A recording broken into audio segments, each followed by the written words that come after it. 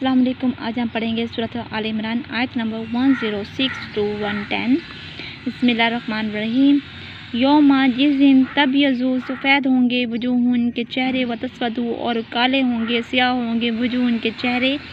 فَأَمَّا الَّذِينَ پس جو لوگ نسودت جن کے سیاہ ہوں گے وجوہ ان کے چہرے، اکفرتم کیا انہوں نے کفر کیا بعد ایمان کے فذوقوا پس چکھو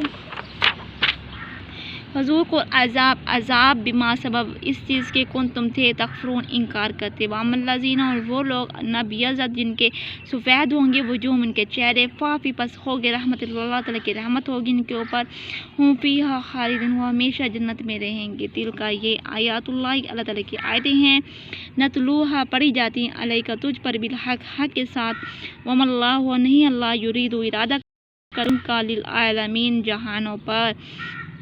جہان والوں پر ظلم کا ارادہ نہیں کرتا۔ اللہ کے لیے ہے ما فی السماوات جو کچھ آسمانوں میں ہے، وہ ما فی الارض جو کچھ زمین میں ہے، وإلی اللہ اور اللہ کی طرف ترجع الامور سب کام لوٹ کر جانے ہیں۔